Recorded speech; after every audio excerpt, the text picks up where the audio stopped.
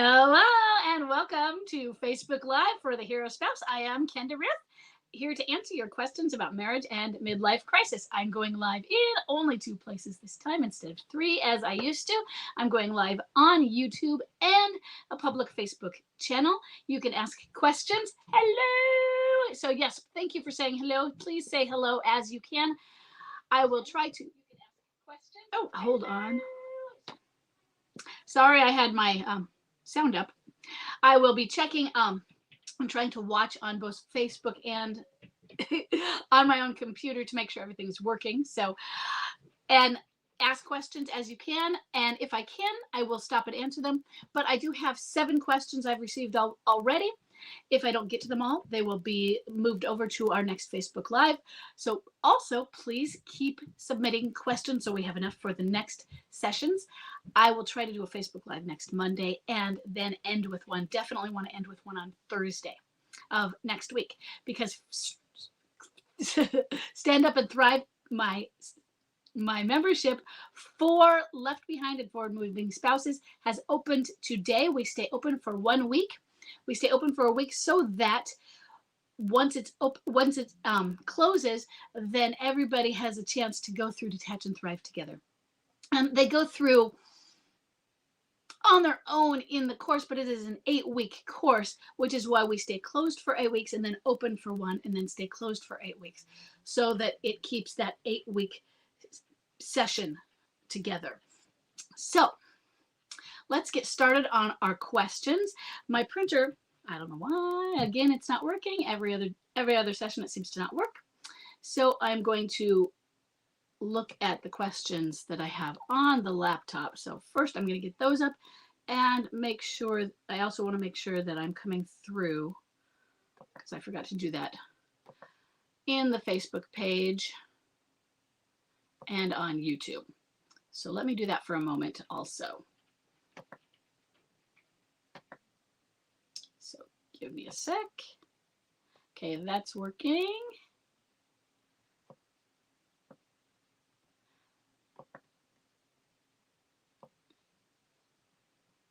And Facebook.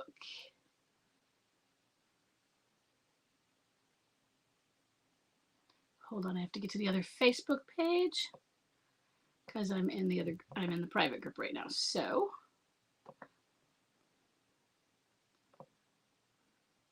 okay, and we're coming through. Okay, we got that.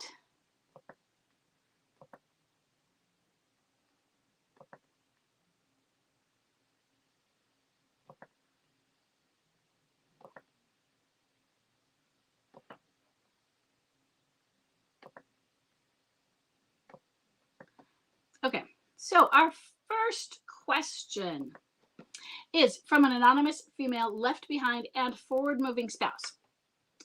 She has a bomb drop of October 2nd, 2022 and a date of marriage of 2011. And pardon me, I will be having my smoothie or my water back and forth while we are having it because this is my lunch. She has a contact type as a clinging boomerang and a high energy replayer. She says, how does the relationship with the alienator end?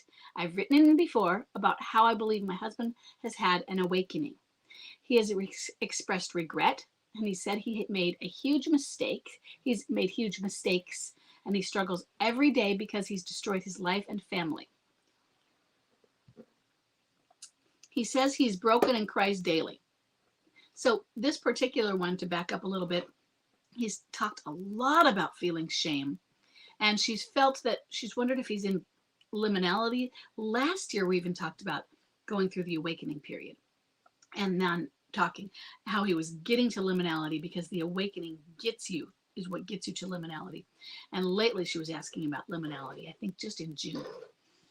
Last month, he almost checked himself into a mental health treatment center, but changed his mind at the last minute. Despite all of this, he continues to see the alienator. He never speaks about her. None of his friends or family know about her. And last year, when I told him I knew he was still seeing her, he said she was no one special. He was just trying to escape from reality, and she was a distraction. I don't know her, but figured out who she was on social media. I only know they're still together, but because of her posts. It's so confusing to me how he has so much shame. He says he regrets everything, and it's so sad. yet he's still with her. I just don't understand how he can be with someone he hides from the world when he is so sad. So, how can you be with someone you hide from the world when you're so sad? I think that kind of answers it is she is the thing that you're hiding. She is the thing that when you're ashamed, you go to shame. When you're ashamed, you hide from the world and you go to things that are themselves shameful. So you don't go to things that you want to bring to light. And so it's easier to go to those things. And what do we know about her that he wants to hide also? I mean, maybe there are things about her that are also comforting, but there's another side to her that is shameful. Maybe there are things that are comforting and that he can talk to her. But let's look at it this way, and I'm not saying this is her at all, but let's say she's a prostitute, but you can be a prostitute and be highly educated and all these things. So maybe she's somebody who has a lifestyle that is not approved of, but she's philosophical and she can speak her mind, and you can, and I can have deep conversations with her. That would be a reason. No, I'm not seeing that. I'm not saying that. But there are reasons why you don't bring someone into the light, but why you still see them. But with him, I know it's really hard for you to understand, but the answer's in the question you're asking, because the answer is the shame. Shame hides in the dark. And you're saying, well, if you're so ashamed of her and you're ashamed of yourself, why do you go to her? It just doesn't make sense. And things that are not right in the head type of things don't make sense in a logical way. So things that are, if you have schizophrenia, oh, you think you're Jesus Christ? Well, that doesn't make sense. You're right. It doesn't make sense, but that's mental illness, right? So it doesn't make sense. You know they're still together, so I'm going to read this again. It's confusing to me how he has so much shame. He regrets it. He's sad. He's still with her. Okay? So let's look at the psychology and the chemistry that goes with the shame instead of trying to think of it academically. Because you're looking at it on paper. You're looking at it with academics. You're looking at it with A plus B equals C, and that makes so much sense. And I'm not going to disagree with you on the sense, what makes sense. But we're looking at it when we're looking at it is hydrogen plus oxygen and these things that when you look at the chemistry of these things and the variables that go with them and the other things that add in, there's so many different variables and the different things that we can predict. And then we get this amygdala reaction going on. Shame is the answer. He has so much shame, he regrets it. And now he's sad. So let's put in another word for that, which I think you may have used before. He's depressed, isn't he? He feels shame. He feels depressed. And you've said before, I think we've talked about him martyring himself. He feels he doesn't deserve you. He's leaving because you're better off without him. And he's rescuing you by getting away from you. How can he be with someone he hides from the world when he's so sad? Because he doesn't deserve the world. Maybe he deserves her in the sense that he deserves what makes him sad. He deserves what he gets. He's made his bed. He has to lie in it. He feels this is what he's owed or earned, or he feels this is the karma. He's reaping what he's sowed. That's why. He doesn't feel he deserves the happiness. And this is what it does to your brain. He has got himself in this cycle, this self-fulfilling prophecy of when you are activated here, it's all negative. And so you're answering, the question really is the answer. I hope that can make some sense for you. And I know this has actually been a really fast answer, which I didn't really expect my answer to be so fast for you, but that really is the answer, is the shame is the answer. Okay?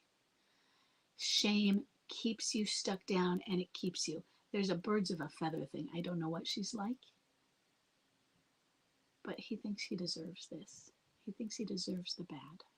Okay? I'm sorry.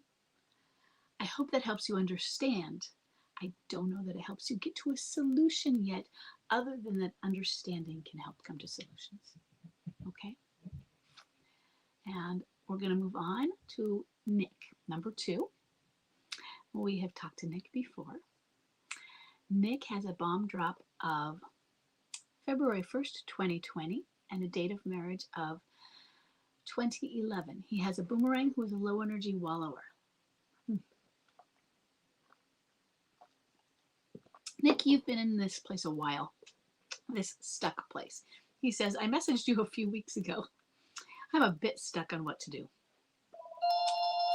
My wife continues to spend a lot of time with me and much less time with the alienator. Okay. She constantly tells me nothing is between she and the alienator and keeps telling him nothing is between them and he needs to find someone else. She's even trying to set him up with someone else, but he won't go. First thing, I have a question. Is he depressed? Just wondering. When he's at hers, and I'm wondering, do you mean her house, her apartment?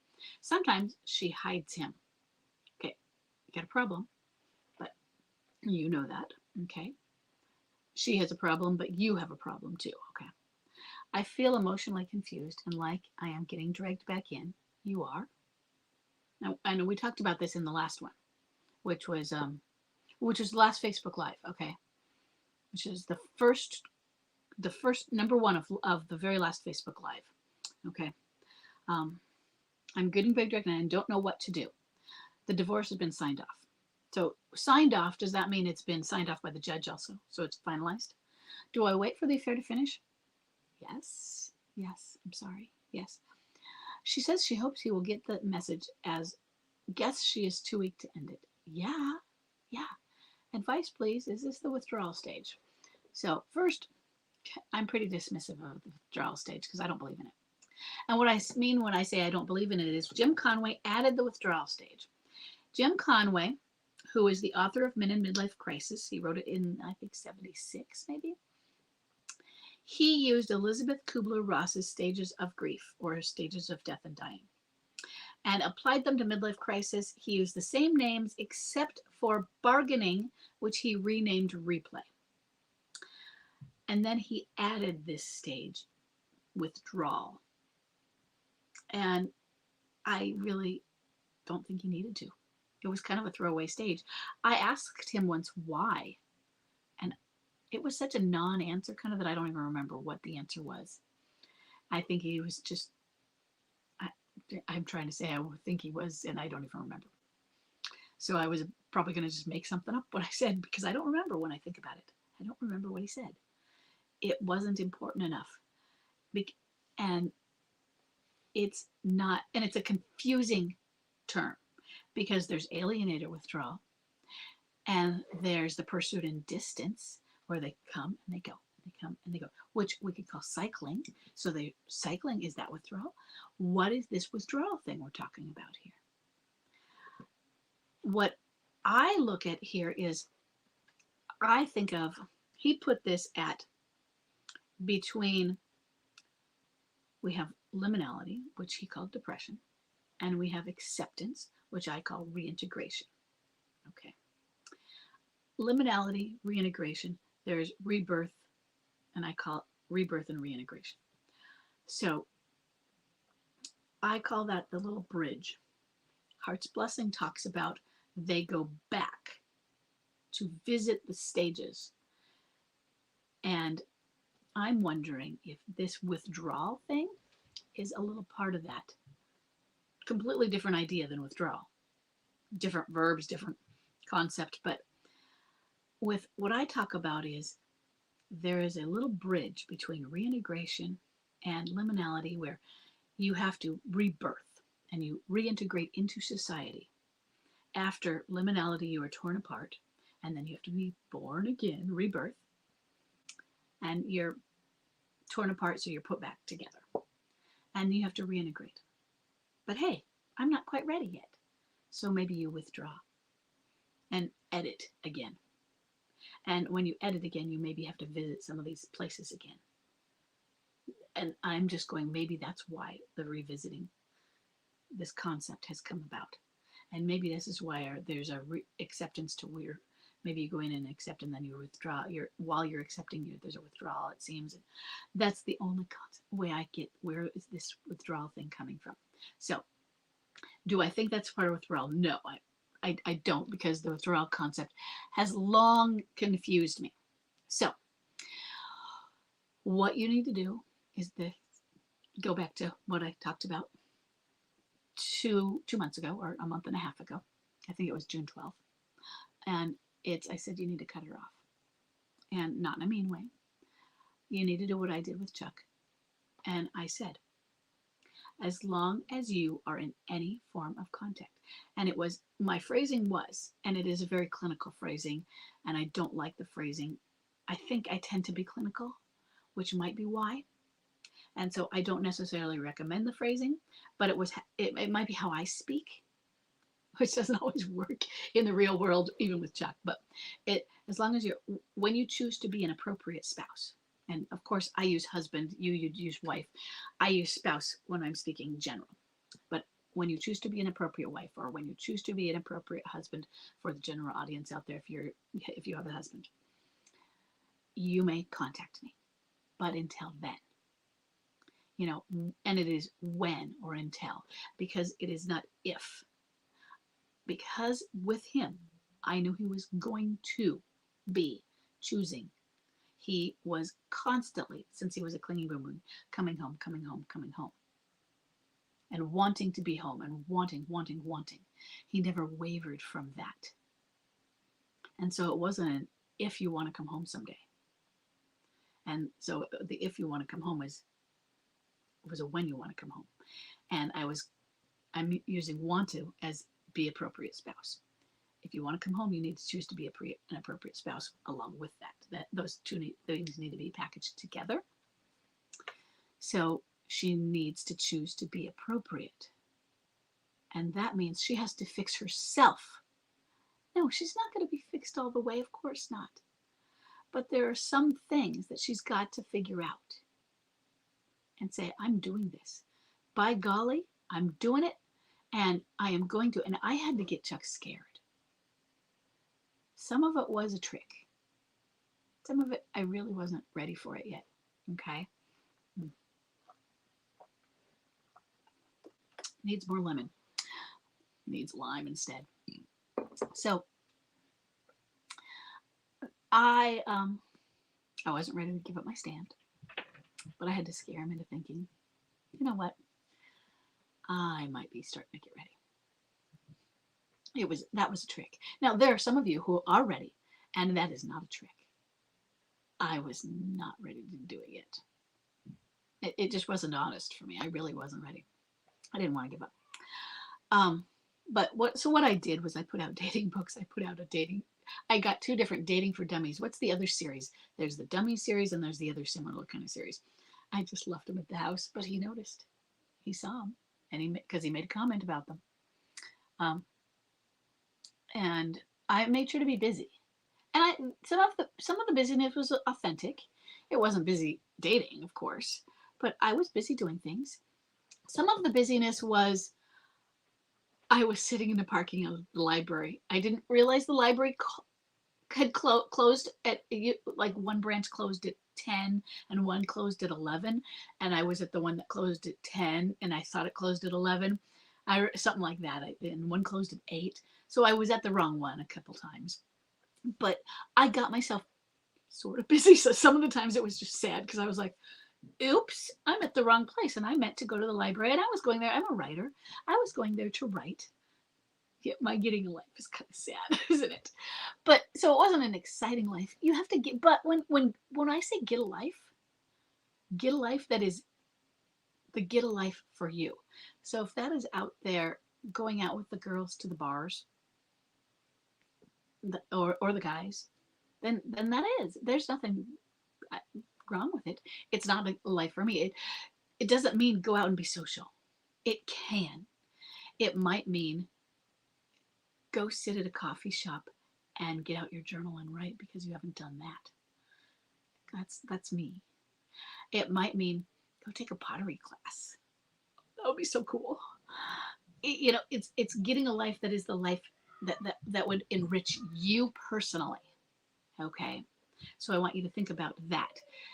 And you need to do those things and make your life fulfilled. And she needs to figure herself out. You need to give that absolute, it has to be a very strong no contact, but she needs to know it. She says she's been spending a lot of time with you. That's the problem.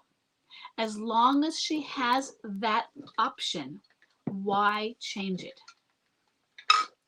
Because what it boils down to is it's enough. We have I haven't seen them for a while, but there's these commercials for foster parenting, and they say you don't have to be great, you don't have to be perfect, basically, but you have to. It's good enough. Parenting is you have to be good enough. Well, in this, the problem is that you're good enough. She's getting enough time with you. Enough time that she doesn't have to jump over the hurdle to get the proper kind of time or want the proper kind of spousal time that she cuts him off. It's not good enough. It's not. When it comes to this sort of thing, it's not. Good enough never is. That, I think, is Mrs. Fields. It's kind of an annoying quote, but good enough never is. In this situation is because she is keeping two of you. If she has enough you time, enough you fix, just enough of the addiction for you to get her a fix, to calm her down, she could go get enough of an addiction to him to calm her down or to do whatever it is. She has that balance. Cut her off from you, and she's going to have to do something about the other because she wants to get rid of him. I mean, I believe that too. But she's not going to do it as long as she always has enough of you to keep her at a minimum level to stand. So you've got to do it. It has to be full no contact. So think about the kids. How old are they? What can you do? What can you do where she doesn't have to see you for any kid exchanges? I don't know how old they are. We may have mentioned it before if they are grown or not. I can't even remember. Because that's usually the biggest challenge we have in these sort of things. And I didn't have kids. So what I did with Chuck was my level of full no contact. I suck at no contact. Was I would sometimes go put something in the car, but he didn't see me. So I would put a little sticker behind the wheel of the car. That was my level of reassurance to sustain him. Was I put a sticker in the car on the steering wheel, and I put it behind so that he didn't see it on the front. Put it behind, or I left a little.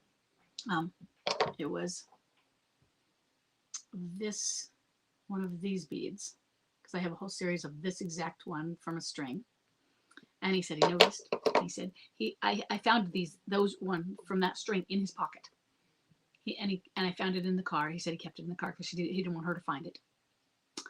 And that was like, oh God, he's keeping it. And sometimes I would make sure to shop at the Costco It got easier because then he later moved. Did he move to? I think he did move to our Tacoma Costco, where so I didn't have to make an excuse to shop at his other Costco. But I would go in there when I'm like, okay, he's shopping there, so I'm like, will I see him down the aisles? And it was an excuse, and so I wasn't that great at no contact. But as much no contact, it's supposed to be no. It's supposed to be zero, zilch, nil, none.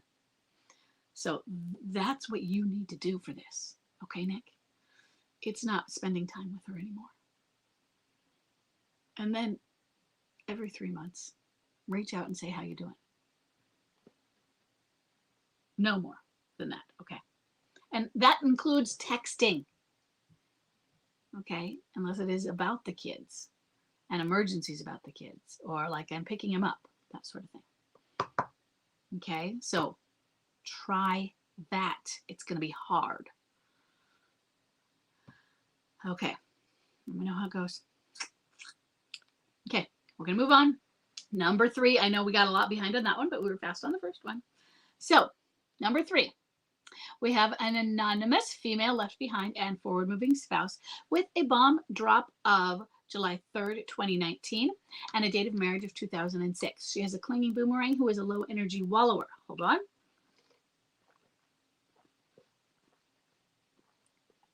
When I talk, I do not eat as much, do I? So, she says, can my MLCer ever come back from calling me a narcissist? I'm sure he's very convinced. This is a new question. I don't get this one much. Usually, of course, it's the other way around. We're calling them the narcissist. He bought 2 books about it and hid them from me before bomb drop. He told me to see a psychiatrist who then declared that I was not a narcissist. He wasn't interested in that outcome and decided, I'm so smart because I can convince anyone. That's kind of what we do when we take them in, isn't it? Okay. Okay. I had gotten ill from Lyme's disease before bomb drop, and yes, I had been focused on myself and trying to stay upright with all of my tasks. He's chosen to deny my being ill, which he still does 5 years in. So this diagnosis, and I'm saying that because she has it in quotes, can be the reason for him staying away even after MLC. And she says it is a question. I know he still finds me attractive and he has throughout. I can only imagine him going home after nice interactions and telling himself to not fall for my nice behaviors again. Labeling those all love bombing, even my using Laura Doyle skills, can be seen as this. Pre-Lyme disease, I also did have a self-focus side, I guess. I now know I have CEN. I should know what that is, but I don't right now. Causing me to be insecure, anxious, attached, codependent. Very much an empath too, though. Okay. So I think what's really doing it is the pre-anxious, attached, codependent added to it. And I think that's what you're really getting at is you're starting out with the anxious codependence, which is going to have some manipulative behaviors in it, right? And then you have the Lyme's disease. Oh, sweetie, I'm so sorry for the Lyme's disease. Now, the thing is, he's a clinging boomerang. He's still attached to you, that means, really. He's still attached, connected, and interested in you. What are his words like? What does he tell you? You're telling me what he tells you in his head, what you think he's saying. What does he say out loud is what I really wonder. Because, yeah, he can come back, but he does have to get over the calling you a narcissist in his head. He has to figure that out. He has to disbelieve that. And you're right. It's not just going to come from you. He needs help with it.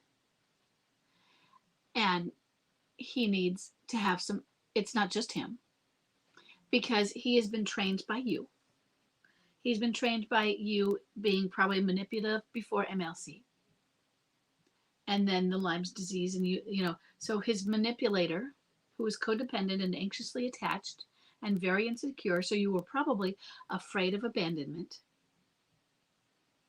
So you liked to cling. Okay. Then you got sick, which kind of made things worse on the cleanliness. And it gave you an outlet for your manipulation and a reason. See, it gave you an excuse. And it gave you something that you could fall back on that you really were, that type of thing. But for you, it was like, but it's real, which is really annoying to the person who is your caregiver or your spouse. And here's why I'm saying that. I'm going to say that as the caregiver spouse. And by caregiver, I mean person who takes care of, and I don't mean as I just mean as the spouse who loves and cares for that person. And I'm saying that as Chuck's wife, because Chuck has an anxiety disorder, as I've said, and as I've said since September of 2020, he's had this caused by his stress, this gastric disorder, whatever it is. And the gastric disorder is another reason that he can back up on his anxiety, which we know it's caused by stress/anxiety. But also I know very well that stress and anxiety cause real disorders. But now this disorder is another thing to make it an excuse at the same time as being real.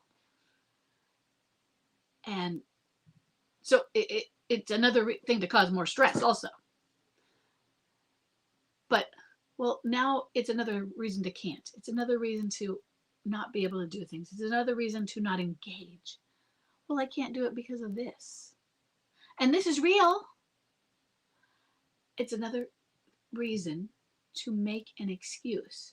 He used to but I have a real disease with the anxiety. And now but this is real. And he had one doctor who was very rudely dismissive of him. Unfortunately, I think that doctor retired. So he's very sensitive to being dismissed. And so I can see how you would be that way as well. But now I'm looking at it from your husband's point of view. And I really do understand it. I understand the point of view and where he wants to come from. And so he really has to come from it with some empathy. And how are you going to work at that? So, what I have to think about is what would I like to see from Chuck? And I think, what would your husband then like to see from you? In my imagination, since you're here talking to us, I imagine that, he might, if you were Chuck, I'm probably seeing things from, he's seeing the things I would love to see in that sense. The insight and it would be very difficult, though, that it happened when he now falls into his rabbit hole. And so some of it might be has to come out of his. When he comes out of his, or as he comes out of his rabbit hole, will he start to come through and see that? I can't answer that. We have to see what happens with that. But I want you to hold on to that.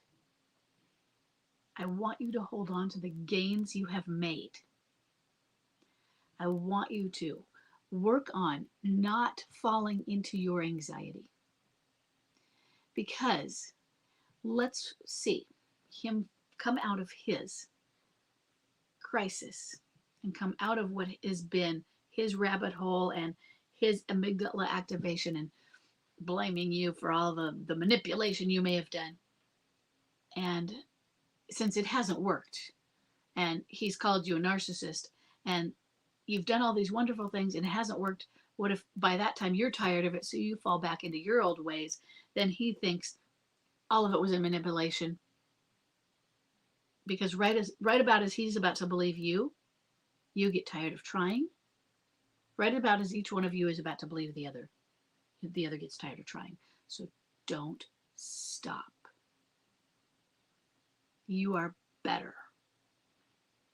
You keep working to grow.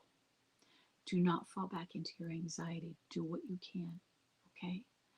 Do not stop your development and your progress, even if he doesn't see it, okay? Because it's not about him. You're not doing this, and I know, okay, many of us, at least at the start, I am doing it for him. But in the end, we're doing it for us. We're doing it so we can get better. And our spouses coming home, seeing it, loving it, or whatever, being there for us, that's a byproduct. I want you to do this and get better because of the benefits and gains it has for you and your joy and your growth and your life and how you feel inside, the joy that it brings you. Okay? So I want you to feel less anxious. It's always good. Can it help with your Lyme's disease? I want you to feel less scared. I want you to work on that mindfulness. I want you to focus on yourself. I want you to have self-focused side, but positive self-focused, not navel gazing. It's all about me self-focused. The insight where you put yourself as a priority, self-empowered. Okay? So that, the oxygen mask on, first kind of self-focus. I am a priority so that I have something left to give to others. And then when he's done his work and he comes through his crisis, maybe he can see that. That's our hope. We can't force it out of him, though. Okay. So I can't tell you. I'm just hoping. Okay. Okay, let's move on to number 4. Number 4, we've got everybody else from now on, I think, is anonymous. So we have an anonymous female left behind and forward moving spouse with a bomb drop of July 4th. Oh, really? 2022.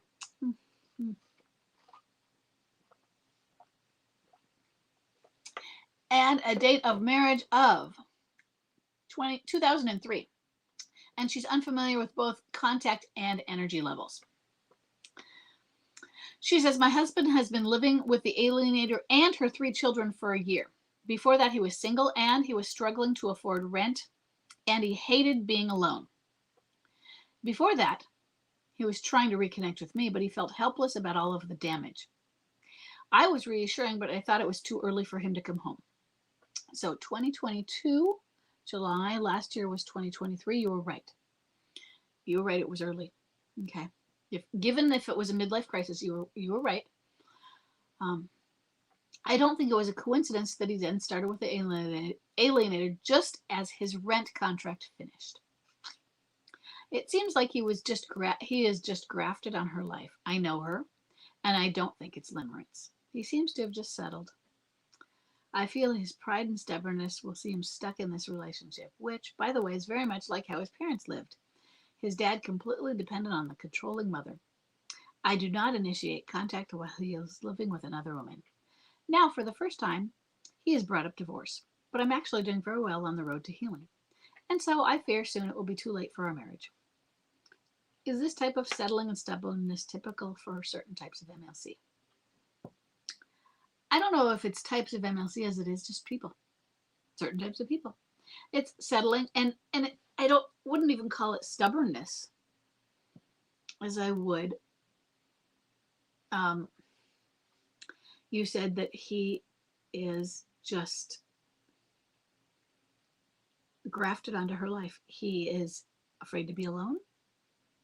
And rather than stubborn, so why change? He's like afraid. And I might as well just stick it out. Might as well live with this. And he gives in. Is he passive? Is he passive or is he passive aggressive? You said he lets her control or you imply he lets her control when you mentioned that's how his mother was. So he's grafted onto her life. He's moved in with her and her 3 kids.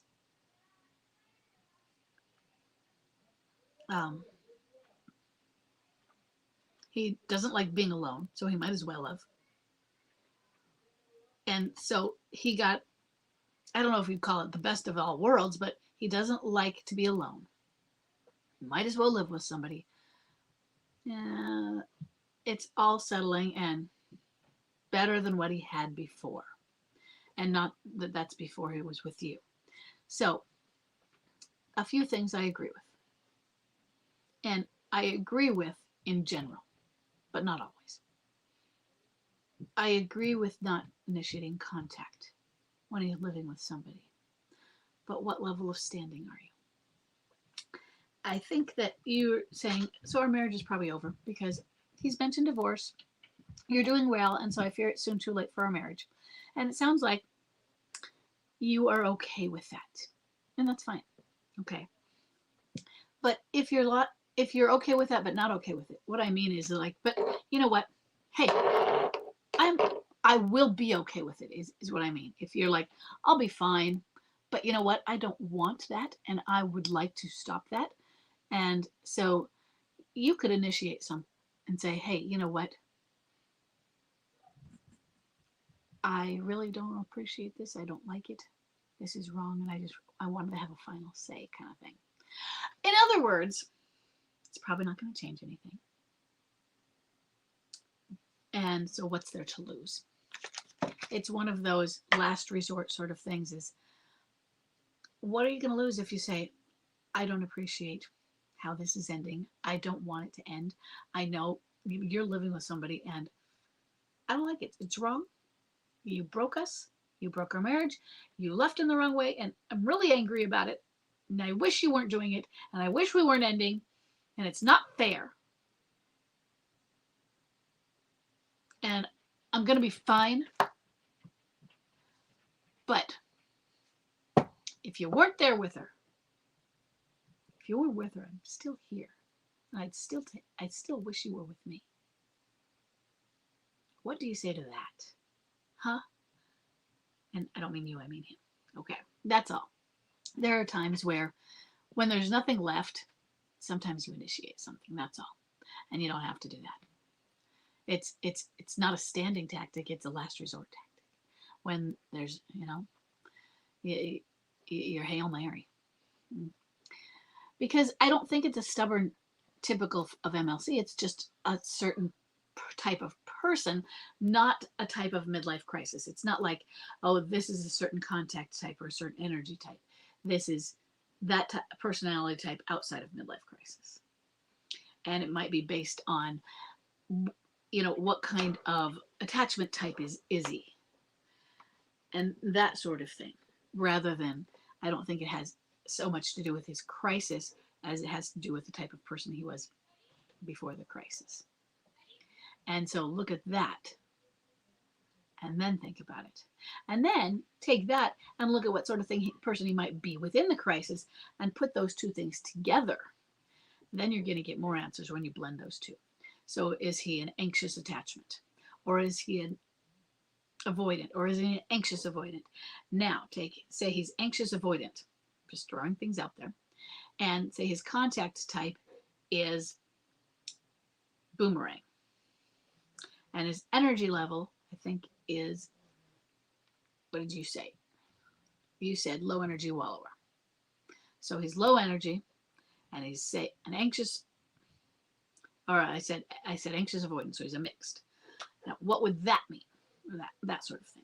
Okay. Then you also look at the history, and that he is also grafted onto her, and he's mimicking his own parents.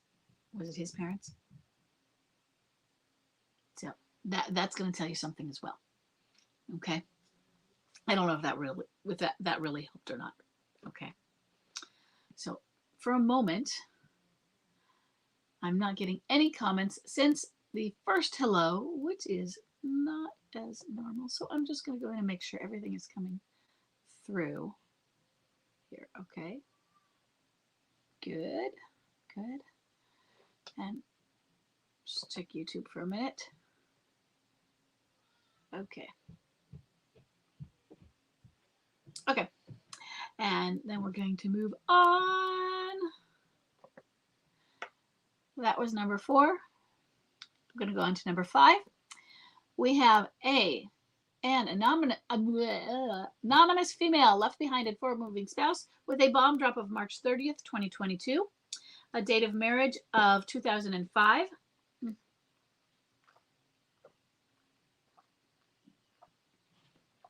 She has a clinging boomerang with a high energy replay.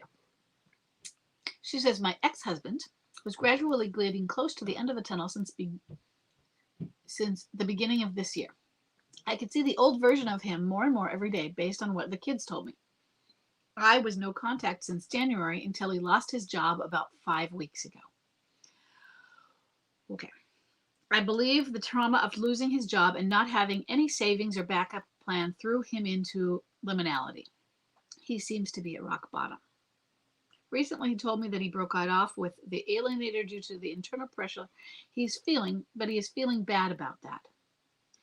Our divorce was finalized last year, and I've been dating since the end of March, and I finally met someone I really like. He learned about my relationship, and now he's spiraling out of control. I'm worried about him. I was kind and cordial and understanding and told him I'm always there for him if he needs me as a friend. What else can I do? He was suicidal before, and I'm scared that he might go there again. Okay. Well, that's a real problem. So the first thing I want you to do is I want you to make sure that you have the suicide hotlines posted right there. Seriously, I want them there. And if you, even if you need to call them and ask, or not the hotline themselves, keep them, but a place to say, what can I do if I need to, where should I call? How do I send somebody? That sort of thing. Okay. Is there anyone in his life you also need to notify of this specifically?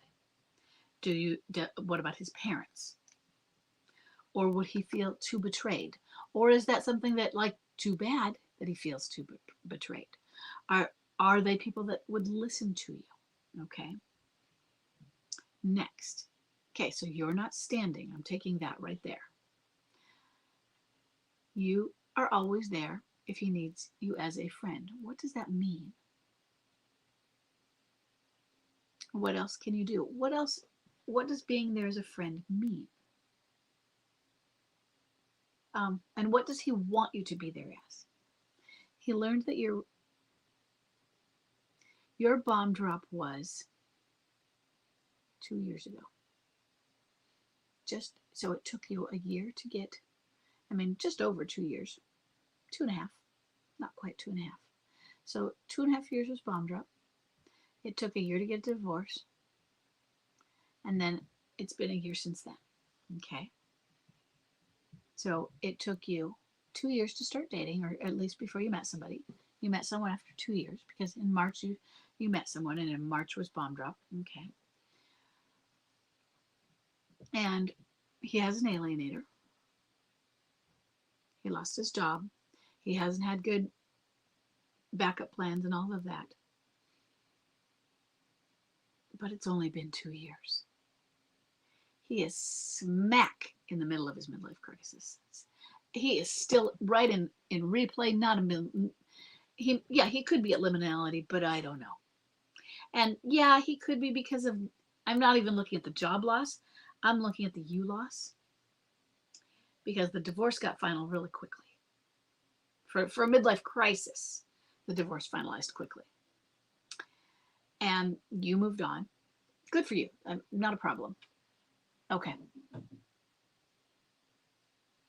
Okay. He's 50 years old and you're 53. Okay.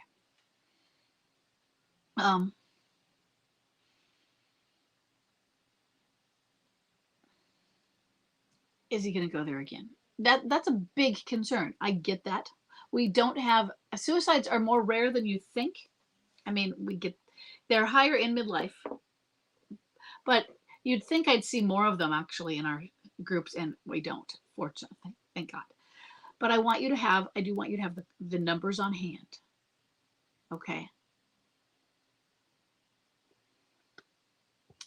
So he's just really distraught at the loss of you. And he doesn't know what to do about that and to pull himself out of this. And it happened so quickly. And that you pulled yourself out of this so quickly is kind of a shock to him, I think.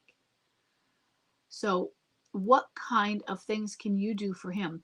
What this really does is, what it shows me is, and I'm glad you're there for him as a friend. I really am. Because And I don't, and then this scares me a little bit because I don't want you to feel badly. I and I don't want everyone else to say, okay, I can't move on. I can't move on. What if they do this? But at the same time, I'm going to say it answers for me something I've always wondered. And this is one statistic, one piece of data, so it doesn't really answer it. But I've always wondered, what would they do without us if we weren't there at the end of that tunnel? Would they just fall apart that much more? And that's why I say they need somebody to believe in them, and it's us. And if they didn't have that, would it be that much worse if they didn't have us there for them at the end of the tunnel? And what he's feeling like is that he doesn't have you. He doesn't have somebody there, that one person at the end of the tunnel. And he feels like his one zone of safety is gone. And he lost it. And he can't believe he did that to himself. And what does he do? And so how does he come back from that? And so he needs a lot of reassurance. He needs a lot of reassurance that he still can go on, that he still has a life, even though he doesn't have you in the same role. And that's going to take probably a lot of reassurance. And he has needs a lot of reassurance that he messed it up. Yeah, dude, you messed it up. Lots of reassurance. Yeah, you messed it up. And yeah, you can't unring the bell, but I'm still here as a friend. And I'm still here. I can still give you a hug. And you're still here, and you can still recover from this.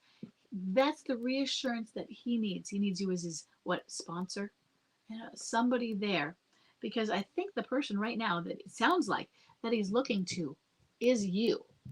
But at some point he has to transfer that. He has to transfer that to someone else.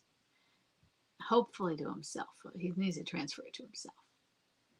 And therapy. And can he get into therapy?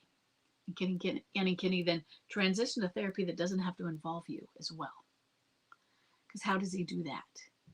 Because imagine the life, just like we say sometimes, is imagine if our MLC died tomorrow. What would he have done if you died? What would he have done if you died right before bomb drop or right after bomb drop? Probably not fall apart like he's falling apart now. I mean, he might fall apart, but completely different type of fall apart. Probably not as bad. And so he needs reassurance, and then he needs to transition from it being you reassuring him. But if you're willing to be the friend, but I don't want you to be there, and I don't want you devoting your whole life to it either. That's going to be hard. Oh, I'm scared that he could go there again too. Okay. I'm sorry. Okay, let's look at number 6. We have an anonymous female left behind and forward moving spouse with a bomb drop of July 30th, 2020. I'm taking a sip at the same exact point in every one of these. I'm sorry.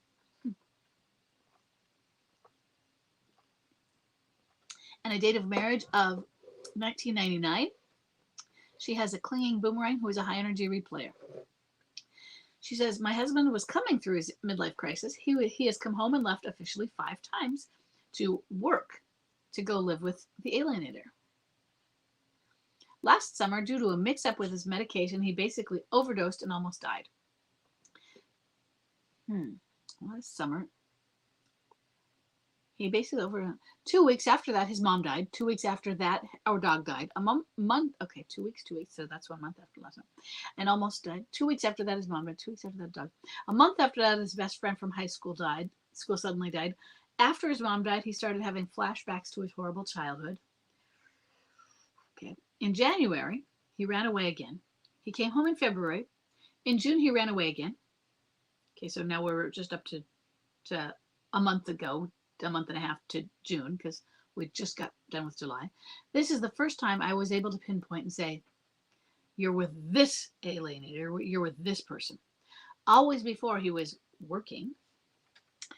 I have officially gone no contact, minus 2 texts about money. Okay. He's embraced this no contact, which is odd because he will literally talk to me for hours on the phone, and he doesn't do that with the alienator. He also is ignoring our teenage kids. Our son tries to call him once or twice a day, and he doesn't pick up. Is this normal? I guess I'd like to know if no contact is as hard on him as it is on me. Well, I want to say it is, but I can't ask him to, because that it'll change for each person. What I'm really wondering is what is going on with he and the alienator. In other words, we don't know what she's doing to control him. What's going on behind the closed doors of how she controls it and what she's saying. So it might be very hard on him. But also, what I mean is, we don't know why he's not picking up. We don't know if he's not picking up because he's not allowed to. When Chuck was with her, there were different times where the way he communicated was different. Sometimes he used his cell phone. Sometimes when he was gone, he would leave the house, she was staying at her house, and go to a local payphone. They still had payphones then. Sometimes he would leave the house with his cell phone, and he would delete the history of the cell phone because she would check it when he got back or something like that. Sometimes I remember him calling, and I pictured it. I know this is just my imagination, but I pictured him under a blanket like this, talking. And the way he was talking was whispering. So there were always different ways of him secretly calling me. Sometimes it was when the hours when he was calling. She worked 12-hour shifts at a hospital because she was a certified nursing assistant. And so, these were her 3 days on. And then you wouldn't hear for on her days off. So you knew when she was working and when she wasn't working because he had more freedom. And so you could tell her schedule a little bit that way. So some of it might just be how the relationship with them is on how he's handling the no contact. And you might not know some of that. And it might be hard on him. He might not be letting you know it. And it might change when Chuck was home for a full year and took the relationship more underground and hid his cell phone. There was a whole period that her energy left. I didn't sense her. And things weren't better between us, but they weren't worse. She wasn't trying to pull him away from home so much. I knew he wasn't out of his midlife crisis. I wasn't walking around going, oh, he's not having an affair anymore. I didn't think he was, but I didn't say he wasn't. In other words, I knew if I found a phone, I knew what it was about. And when I did see him with a cell phone, because that was the agreement, was to get rid of it, I knew exactly why. And I didn't question, what's that for? I knew why he had it. But I knew what was going on very quickly. So it was just different. Now, the other times, he was home for like 3 months and then gone 3 months and home for 3 months or something like that. Her energy was always there, always at the surface. He was taunting me with her. That time. And he was taunting me because oftentimes she was doing it also. She was ramping it up. She was telling him when he was living with her, you need to go to your wife's house, or you need to go to your house and you need to bring this list of stuff home. And he was coming to my house or she was calling one who was standing there and she was taunting him to taunt me. I mean, just all sorts of crazy stuff. So the dynamics on officially 5 times, worked to go live with the alien that he left. Now he's with her again. This time might be different. That doesn't mean it's better or worse. Okay? Trust me on that one. Doesn't mean it's better or worse. But it just means it's different. Okay? So, and that last year was insane. I mean, let's see. He came home and left So he almost died. Then his mom died. Then your dog died. Then his best friend from high school died suddenly.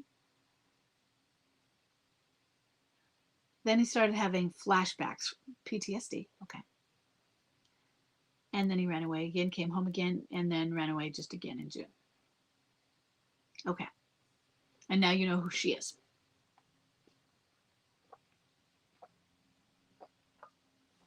And the other thing that's very, very different about this time is it's not a secret. Good. I like that it is not a secret anymore. He thought he was hiding it by saying he was going to work. Well, now he's embarrassed and ashamed. That is one of the biggest things right there. Is that before he was like, I'm left officially to work to work. So he was leaving home, but it was for work. And so he wasn't really moving out.